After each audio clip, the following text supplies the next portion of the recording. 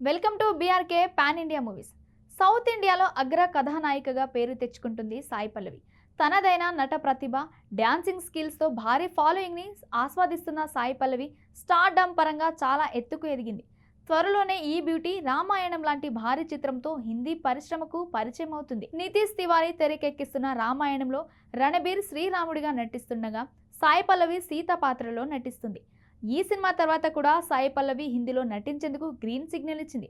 తదుపరి బాలీవుడ్ అగ్ర కథానాయకుడు అమీర్ ఖాన్ కుమారుడు జునైద్ ఖాన్ సరసన సాయి పల్లవి నటిస్తుంది.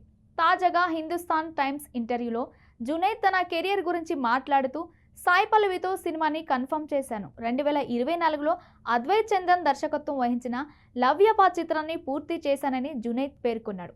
ఇందులో ఖుషీ కపూర్ కథానాయికగా ఫిబ్రవరిలో విడుదల కానుంది. తన తండ్రి అమీర్ ఖాన్ నిర్మించిన మరో చిత్రం 2025లో విడుదల కానుందని, ఇందులో సాయి పల్లవి కథానాయికగా నటిస్తుందని కూడా తెలిపారు. రెండు ప్రాజెక్టులపైన అతడు ఉత్సాహాన్ని వ్యక్తం చేశాడు. తదుపరి వరుస చిత్రాల్లో అవకాశాలు వస్తున్నాయని కూడా చెప్పారు. థియేటర్ రంగస్థల ప్రదర్శనలపై అభిరుచి తరగనిదని జునైద్ వెల్లడించారు. తాను తన తండ్రి అమీర్ ఖాన్ తరహాలోనే థియేటర్ పర్సనాలిటీ అని తెలిపాడు. థియేటర్ గొప్ప ప్రాక్టీస్ స్పేస్ అని కూడా అన్నాడు. తన తండ్రి అమీర్ ఖాన్ 80వ దశకంలో రంగస్థల ప్రదర్శనలు ఇచ్చారని కూడా తెలిపాడు. తన తండ్రితో తనను పోల్చడం వల్ల ఒత్తిడి పెరుగుతుందన్నాడు. భౌతిక రూపురేఖల పరంగా తన తండ్రి అమీర్ ఖాన్కి తనకు చాలా వేరియేషన్స్ ఉన్నాయని కూడా జునైద్ వ్యాఖ్యానించారు.